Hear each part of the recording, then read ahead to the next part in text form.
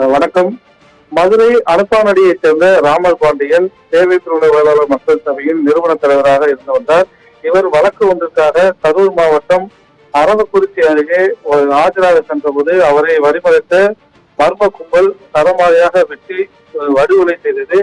இந்த கொலையை அடுத்து அவர் சம்பந்த இடத்திலேயே இறந்தார். இந்நிலையில் இது சம்பந்தமாக 5 பேர் ராமநாதபுரம் மாவட்டம் முதுகுளத்தூர் நீதிமன்றத்தில் இன்று ஆஜராகினர்.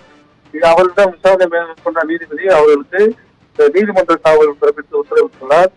மிகவும் பரபரப்பான இந்த கொலை வழக்கில் 5 பேர் சரணடைந்த நிலையில் ஏற்கனவே ராமநாதபுரம் மாவட்டம் ஒரு மோதலுக்கு உட்பட்ட மாவட்டம் மற்றும் சென்சிட்டிவான மாவட்டம் என்ற சூழ்நிலையில் இந்த 5 பேர் பலத்த போலீஸ் பாதுகாப்புடன் நீதிமன்றத்தில் ஆஜர்படுத்தப்பட்டு தற்பொழுது அவர்களுக்கு நீதிமன்ற காவல் பிறப்பிக்கப்பட்டுள்ளது.